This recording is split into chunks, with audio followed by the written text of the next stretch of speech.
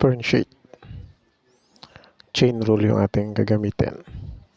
Identify muna natin yung outer term at ang inner term. So yung inner term natin ay ito, yung sa loob. X cubed minus 5x. Then yung outer term natin is 1/2 times the inner term raised to the power of 6. 1/2 yung inner term natin ay u raised to 6. So differentiate muna natin.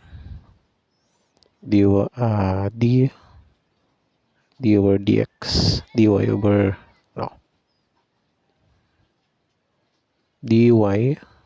du. Ito yun. So 1/2 u raised to 6.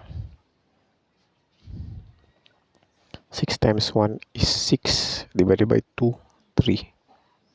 Then 6 minus 1, 5.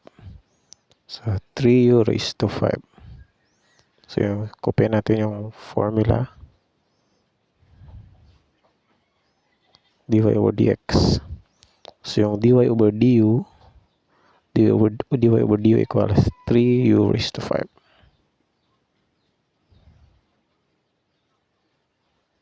Okay. And then yung d over dx. Ito yung x cubed minus 5x. So derive natin 3 times 1 is 3x. 3 minus 1, 2. And then yung may 1 times 5. 5 na lang. And then 1, may 1 yan dito. 1 minus 1.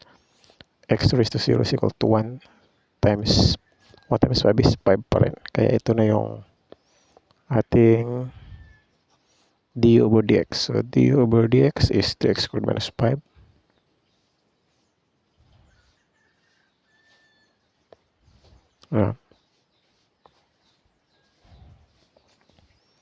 Okay. So i-substitute natin. So 3, yung u natin is x cubed minus 5x. Raised to, yan, by 5. Times 3x squared minus 5. And then para sa final, 3, multiply again. 3 times 3x squared minus 5 times x cubed minus 5x raised to 5. Ito yung final.